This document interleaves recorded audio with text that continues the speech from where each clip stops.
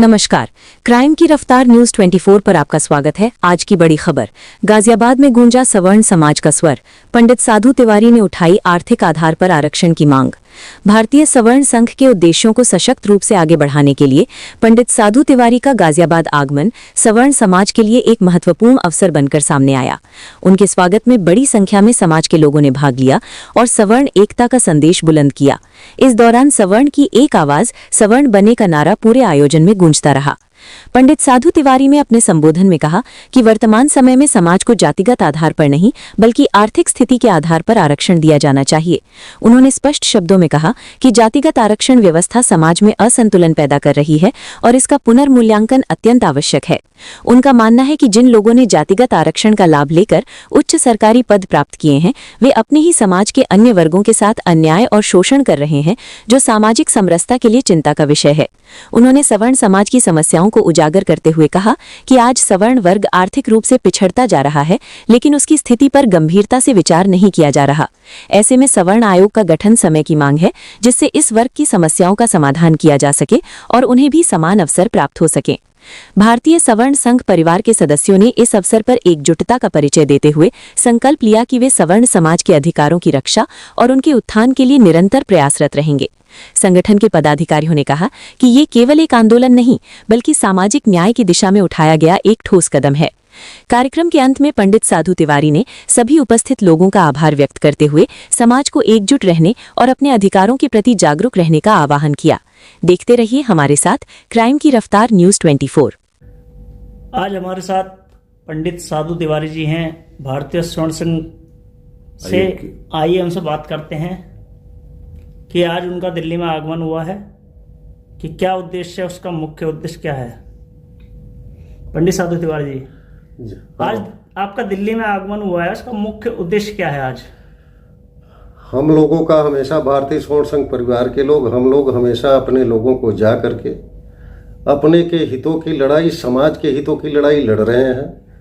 हम आर्थिक आधार पर जो भी गरीब लोग हैं, उन गरीबों के विकास के लिए, उनके उद्धार के लिए लड़ाई लड़ा जा रहा है। हर वर्ग के गरीब हमारे समाज में जो हैं, हमारे देश में जो हैं, उन लोगों को न्याय मिले, इसी के लिए हम लोग आर्थिक आधार पर आरक्षण की मांग को लेकर के हमेशा पत्र ज्ञापन सरकार से कर रहा हूं। वर्तमान की जो आरक्षण की व्यवस्था है, यदि हम उस पर बात करें तो आप उसमें क्या बदलाव चाह रहे हैं। वर्तमान की आरक्षण की व्यवस्था खराब है। जातिगत आरक्षण जो है, आज भी हमारे दलित पिछड़े समाज के लोग जो हैं, आदिवासी समाज के जो लोग हैं, वो गरीब के गरीब ही बने हैं और जिनको वास्तविक आरक्षण का हकदार होना चाहिए, लाभ मिलना चाहिए, जिनके लिए आरक्षण, जातिगत आरक्षण लागू हुआ, वो आरक्षण का लाभ नहीं पा रहे हैं।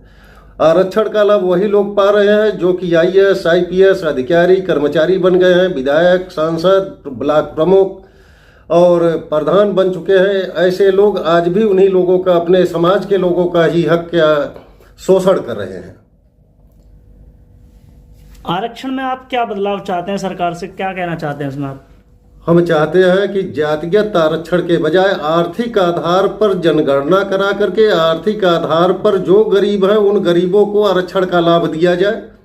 जो वास्तविक गरीब हैं, वो हर वर्ग के गरीबों को दिया जाए। 2 श्रेणी में बांट दिया जाए, एक गरीब एक अमीर। आर्थिक आधार पर जनगणना कराए, आर्थिक आधार पर सर्वे कराए। जब से आरक्षण चालू हुआ है, जातिगत आरक्षण, देश के आजादी के बाद से आज तक आर्थिक आधार पर जनगणना नहीं हुआ। हमारा देश गरीब ही बनता जा रहा है। जो बार बार आप स्वर्ण आयोग की गठन की बात करते हैं, तो उस बात पर आप क्या कहना चाहेंगे। सवर्ण आयोग का गठन इसलिए कहता हूं कि सवर्ण आयोग का गठन होना चाहिए। हर आयोगों का गठन हुआ है, हर वर्ग का गठन हो गया है आयोग का। तो सवर्ण, अपने समाज के लोग जो पीड़ित हैं, सवर्ण समाज के लोग, वो अपने आयोग में कम से कम अपने लिए न्याय की मांग करेंगे। इसलिए वो लोग जाएंगे तो अपना एक आयोग होना चाहिए, या तो सभी आयोगों को समाप्त ही कर दिया जाए। भारत में स्वर्ण समाज का ये जो आपका संघ है, अभी तक कितना आगे काम कर चुका है, क्या क्या इसकी स्थिति रही है। हम लोग भारतीय सवर्ण संघ अपने समाज से पीड़ित, वंचित, शोषित, प्रताड़ित जो लोग हैं, उन लोगों का यथासंभव अपने लोगों से मिलकर के मदद सहयोग पहुंचाते हैं और हर वर्ग के लोगों के लिए कार्य करते हैं। ये एक भारतीय स्वर्ण संघ परिवार केवल अपने लिए आरक्षण का लाभ हमें नहीं चाहिए। आरक्षण का लाभ उस गरीब को मिलना चाहिए जो वास्तविक गरीब है। देखा जा रहा है कि स्वर्ण समाज की एक आर्थिक स्थिति बिगड़ी हुई है, क्या स्वर्ण समाज उसमें भी कुछ सहयोग कर रहा है? जी, भारतीय स्वर्ण संघ के लोग जो अपने समाज के एकदम पीड़ित हैं, आवास नहीं है, बेघर हैं, बेसहारा हैं, विधवा हैं, उनके बच्चों की शादी विवाह से लेकर के अन्य कार्यक्रमों में अपने स्तर से सहयोग करता है, न कि सरकार से सहयोग मिलता है। स्वर्ण के युवाओं में इस स्थिति को देखकर क्या आक्रोश है? पहले भी आक्रोश था, आज भी अब जैसे यूजीसी लागू हो गया, ये युवाओं को लड़ाने के लिए यूजीसी लागू किया गया। हमारे यहाँ ये नहीं था, सभी छात्र एक जैसे थे। कई ओबीसी और एससी वर्ग के छात्र जो हैं इसका विरोध किए कि नहीं, हम लोगों के साथ भेदभाव हो जाएगा। भेदभाव क्यों कॉलेजों में किया जा रहा है, जातियों में बांटने का? इससे तो हमारा हिंदुत्व खतरे में पड़ रहा है। हमारे युवाओं को लड़ाने का प्रयास किया जाएगा, इसलिए हम इसका दूर विरोधी है कि कम से कम ऐसे कानूनों को समाप्त किया जाना चाहिए, न लागू किया जाए जिससे आपस में ही भेदभाव और द्रोह पैदा हो। विपक्ष की यदि बात करें तो विपक्ष इस स्थिति में आपसे क्या कह रहा है?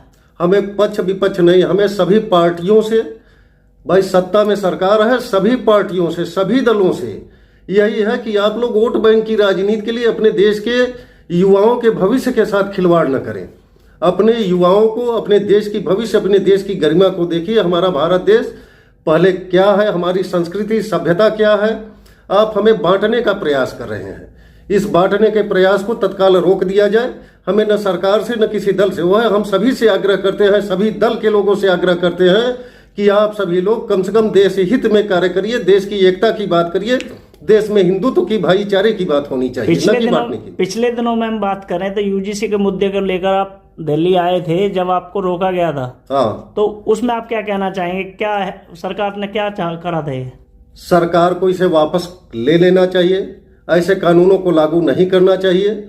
और हमारे देश की सरकार इस समय, हमारे प्रधानमंत्री जी, हमारे मुख्यमंत्री योगी आदित्यनाथ जी जिस प्रकार से कार्य कर रहे हैं, इससे हिंदुत्व को तो बढ़ावा मिल रहा है, लेकिन ये आपस में बांटने का जो कार्य हो रहा है, ये कार्य बंद होना चाहिए। ऐसे कानूनों को तत्काल प्रभाव से अगर उनके जानकारी में आ गया है तो इसे समाप्त कर देना चाहिए। जैसे करणी सेना के राष्ट्राध्यक्ष राज शेखावत को पुलिस ने जेल भेज दिया था हाउस अरेस्ट करके, तो आप उस समय पे भी दिल्ली में मौजूद थे, तो आपके स्वर्ण समाज ने उनका क्या सहयोग किया? हाउस अरेस्ट हमें भी किया गया था, आप लोग जानते ही हैं, आप लोगों के द्वारा खबरें भी आई थी। हाउस अरेस्ट करना और आंदोलन को रोकना, देखिए शांतिप्रिय आंदोलन है हम लोगों का, न हम लोग डकैत हैं, न अपराधी हैं। हम अपने समाज के हितों के लिए, देश के हितों के लिए लड़ रहे हैं।